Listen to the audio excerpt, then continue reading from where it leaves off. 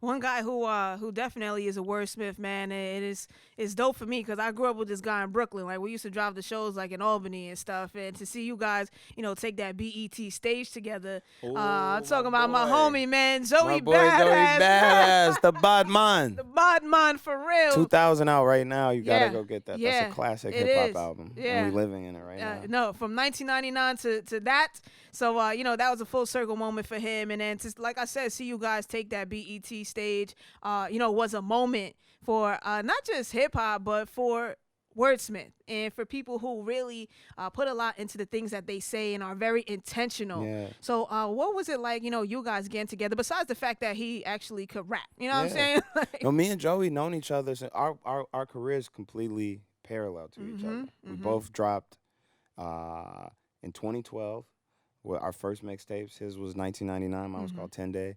We met through Cinematic.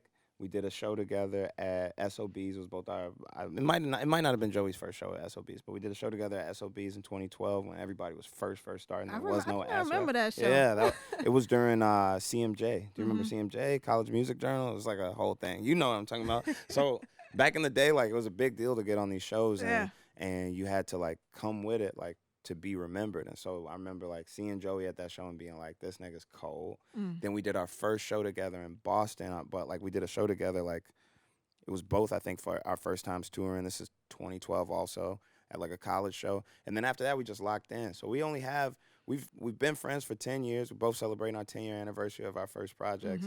And we only made one song in that time. That's how tight we are. Like people that I'm cool with, a lot of times I end up never making music with them because we just kick it. But yeah, we ended up linking up in Atlanta of all places, which is, that's the capital of blackness in America. And that's like a big part of my project. So I felt like it was really serendipitous that we ended up being there together. And I was like, man, why don't we do this? Like we should just go to the studio. We both know what we're doing.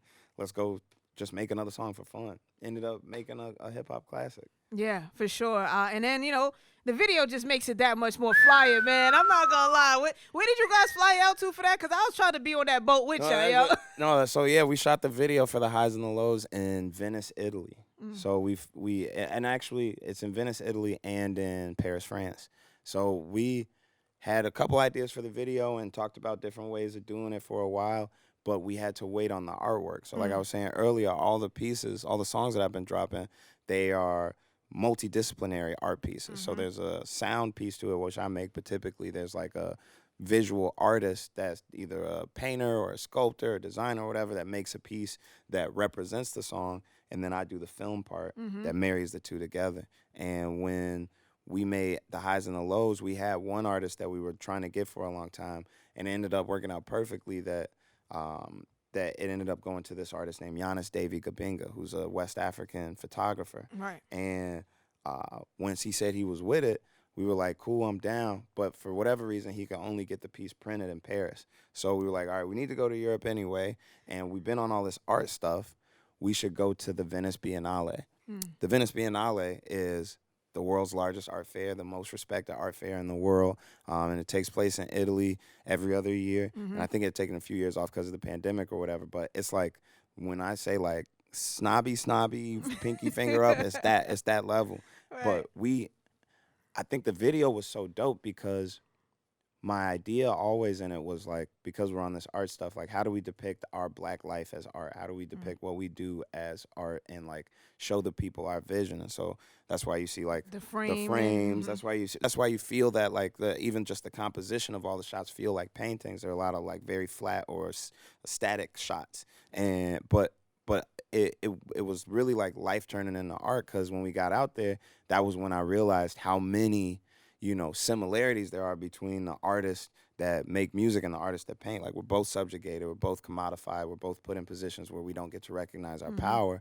And when I got out there, like, I'm seeing this whole festival this is the world's art fair. This is like the biggest artists in the world, and most of them are black artists that are, the driving force for people from coming all around the world to come see their stuff. But they having the same problems that we have when we go to South by Southwest or some shit, like, where they can't get into the parties. They're getting mistreated. They're getting harassed by police. And so that helped me understand global blackness and help me understand how important it is to tell our stories from our perspective. So you get to see Venice, Italy, but you get to see it in a way you never seen it. Every scene is black chocolatey folks, or like, you know, us enjoying joy and living in our space and showing what art means to us. And so like that is my proudest music video, not just because we traveled, not just because it's one of the hardest song I ever made, but like also because it's all real life, us really in Venice, us really in Paris, these two historically extremely racist and fascist countries. I'm saying historically, so please allow me to come back to Paris, you know what I'm saying? But just saying, like, we don't have all that history, and what all we can do is, you know, try and create art out of how we feel now.